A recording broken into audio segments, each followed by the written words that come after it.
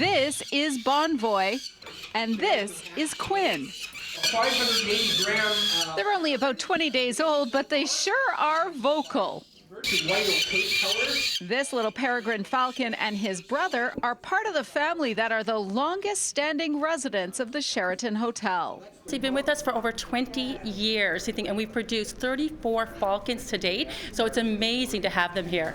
And the Canadian Peregrine Foundation has been monitoring them all those years. They're part of a successful recovery of this species. Back in the 1980s, the species here in Ontario was listed as completely being extirpated. Peregrines now in Canada have in fact exceeded pre-DDT levels, which is exactly where we wanted to be. And each year the chicks are banded so that they can be both monitored and protected.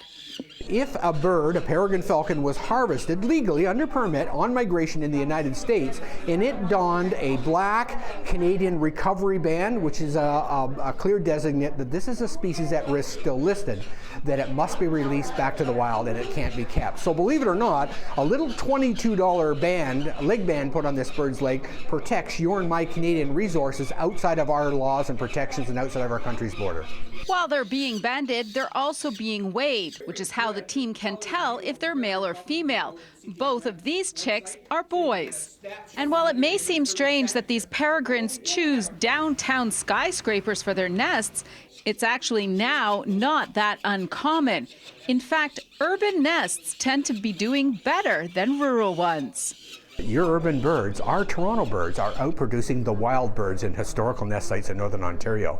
And that, in general, has aided and abetted to a very healthy recovery of this species, not only here in Ontario, but throughout other parts of Canada. But this has been a very difficult hatching season for peregrines. And unfortunately, they've had a very high failure rate. This year in particular, with these cold, nasty, rainy, damp springs, we've had upwards of a 30+% failure in a lot of our Southern Ontario nest sites.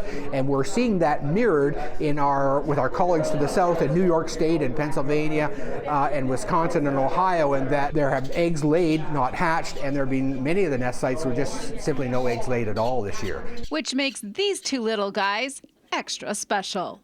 They are just on security cameras, watched 24/7, 365 days a year by the foundation and by our security department. Well, this little guy is going to go right back into his nest now. He won't actually leave until sometime this September. At the Sheraton Hotel, Audra Brown, City News.